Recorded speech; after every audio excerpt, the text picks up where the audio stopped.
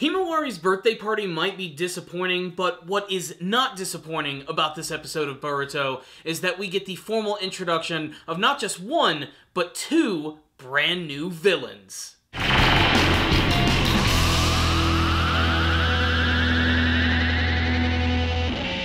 The Boruto movie arc has officially begun in this episode. In fact, half of this episode right here, it basically looks like they just took the animated scenes from the movie and played them out with some brand new material. And you know what? I'm actually kind of okay with that, as the animation of the Boruto movie is pretty fantastic, and there's pretty much no way that they're going to top it.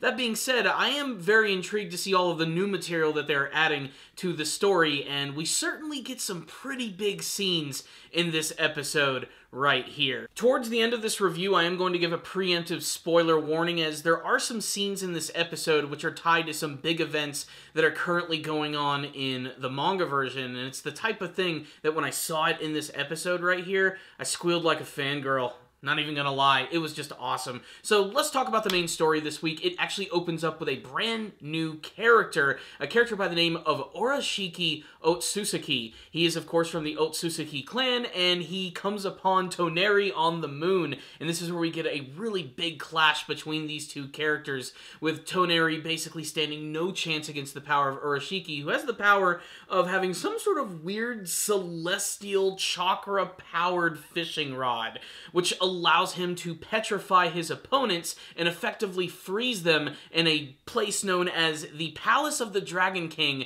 over the course of 10,000 years. It's pretty epic, isn't it? Like, they could have just turned it in ice, but no.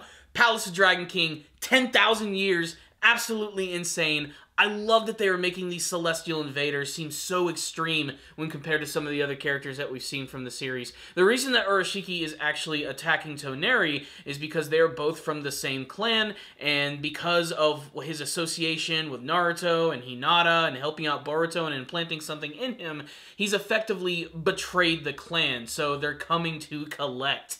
So this Urashiki character is really awesome because, one, he never appeared in the original Boruto movie. He's a brand new character for this arc. And first, let me just say, the choice for the voice actor is awesome. The voice actor's name slips my mind, but this is Zoro from One Piece. And man, he just makes this character so intimidating and cool. I also like his design with the weird like bone crown going around his head. He's got a more slender appearance when compared to his other counterparts in the series. And I just love the distinctiveness of him. And I like having a villain who just comes across as so perfectly villainous and just loves being evil. That's the big impression that I got from Urashiki, and him fighting against Toneri on the moon, what a striking looking image. It's just awesome. Some people might be kind of off-put by the fact that basically we're getting aliens in Naruto, but honestly, I love it. It's a great change of pace, and it's just the beginning of a lot of other crazy changes which are going to be going on in the series. So the rest of the episode pretty much plays a lot like the actual movie version, with the characters prepping themselves for the Chunin exam, and Boruto being a little butthole about everything. This is because he doesn't necessarily want to become Hokage. He's not about titles, man. That and the fact that he's doing this all to spite his father a little bit. What I think is really funny is that Boruto absolutely cannot stand his father, but he loves Sasuke for just how incredibly, like, a lone wolf badass that he truly is. That admiration is really funny, but honestly, I can see where he's coming from, but most of it is just pure childish admiration. But it still is an interesting dynamic, seeing a character who's like a little Naruto being obsessed with Sasuke. It's perfect. It's such a great punchline, and I love it. Sarada and Mitsuki eventually do get him to decide to do the Chunin exams, which is a really big deal because you gotta have a three-man squad to make this happen. You guys have seen the series, you know the rules. And then we have Himawari's birthday party.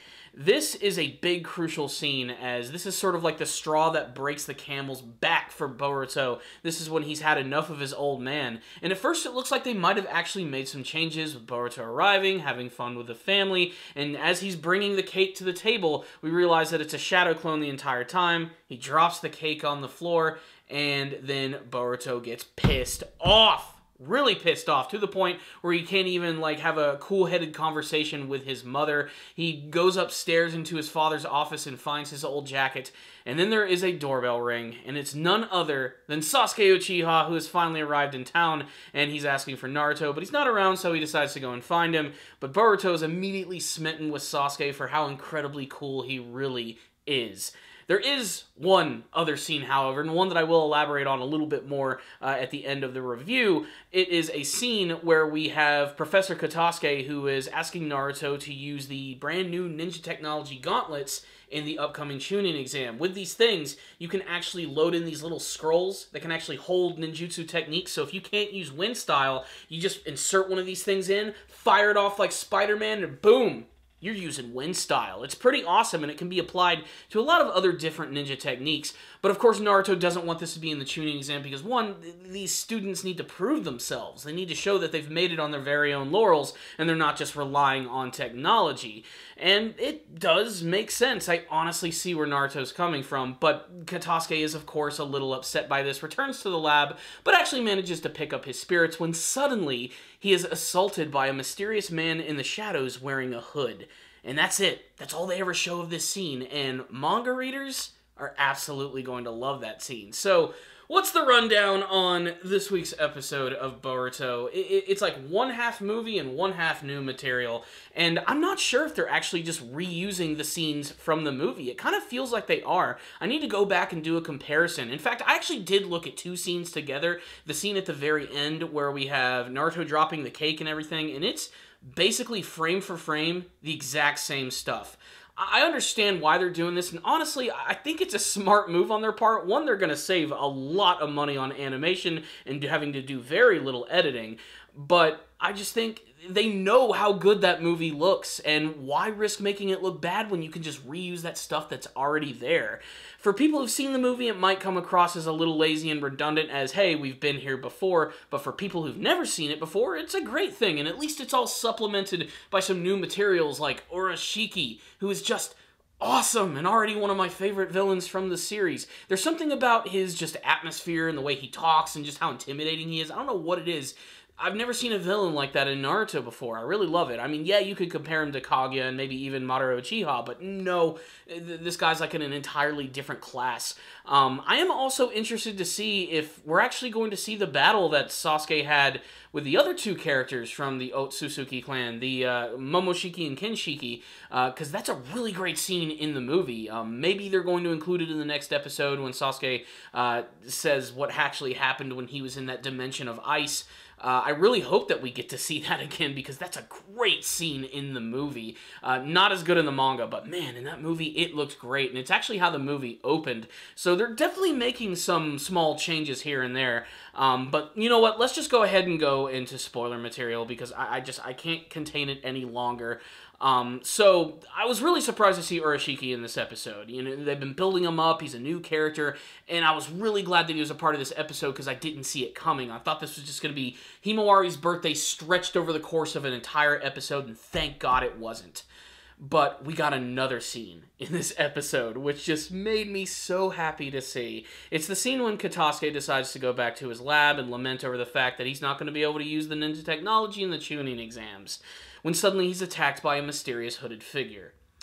This character is one of the new villains in the current Boruto manga arc, a part of an organization which is called Kara, and they're really shaking things up in the world of Naruto. It's very surprising, too, because all of it involves ninja technology, which little by little they've been building upon over the course of the last couple of episodes, and that's been so smart the way they've been handling it.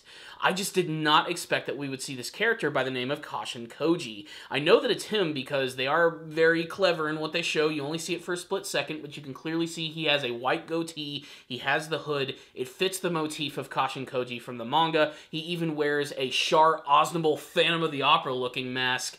You can't really see it here, but I bet if you get in there and maybe turn up the exposure a little bit, you might be able to find something. But for them to introduce an element of Kara this early on is so cool. I'm so excited to see this.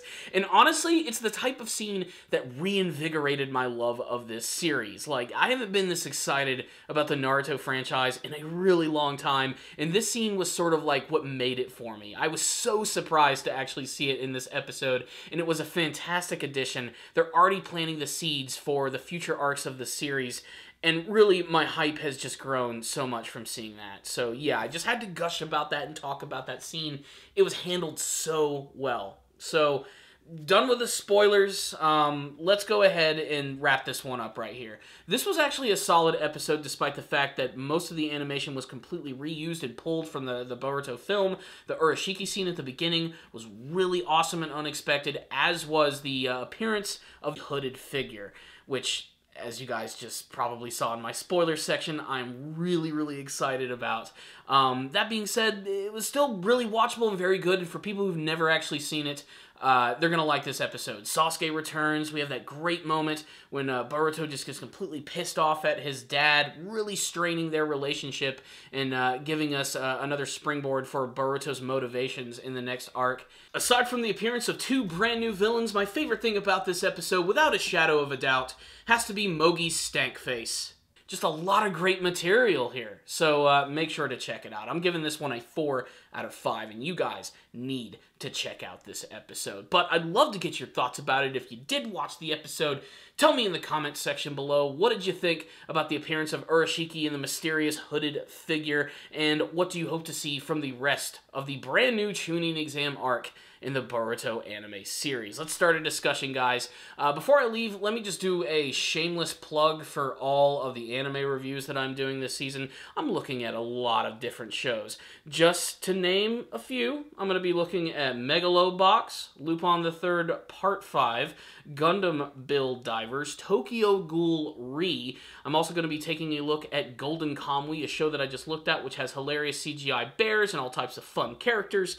Not to mention, I'm also going to be looking at the brand new season of Full Metal Panic when that releases, and of course, the King of Kings, My Hero Academia Season 3. So please make sure to check those out and all the other new reviews that are going to be coming. There are a few more surprises, and make sure to help support this channel, and let's try to grow this community a lot more. So thank you guys so much for watching this review. I'll see you guys next time, and as always, stay down, baby.